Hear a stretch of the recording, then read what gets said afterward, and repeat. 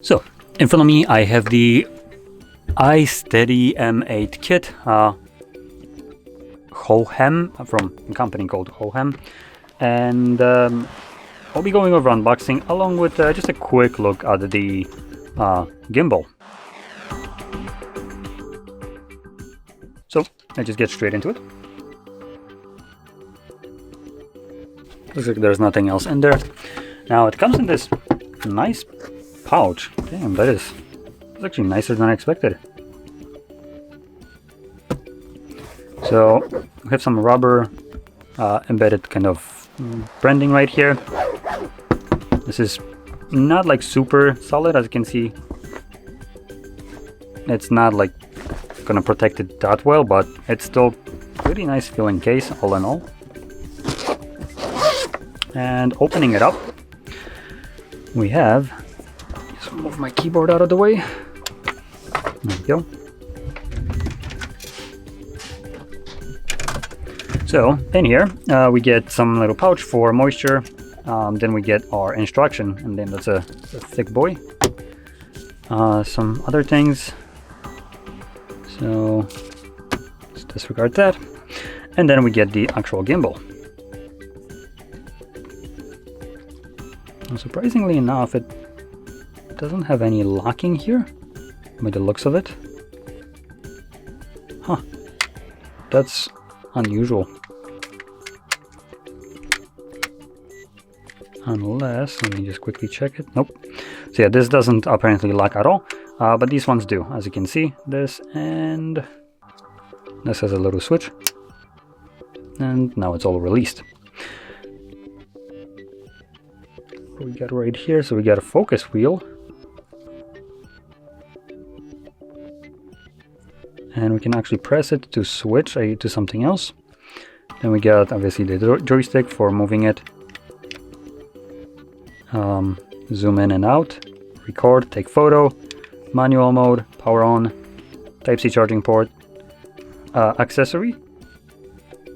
So let me just quickly take a look at what's in here. So here we just got a cable, so you can connect our phone Type-C to Type-C, or this is probably for charging Type-A to Type-C. This is the one that you most likely would be using.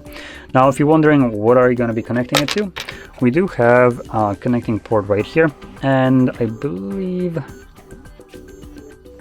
yep. So when you connect it, and this would also give you this camera right here. Now I have no clue how well that one works, but it is just a little cam that would allow you to capture, for instance, yourself as well through this one, while having your phone pointing obviously the other way.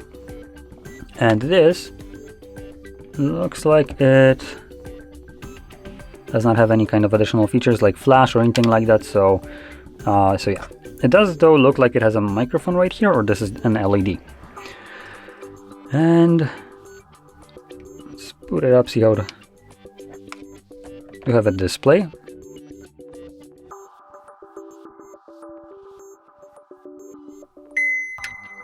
There we go.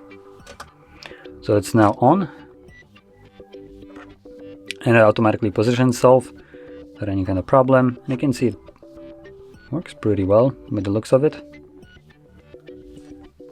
There is a little bit of a noise from it, but it's nothing like significant.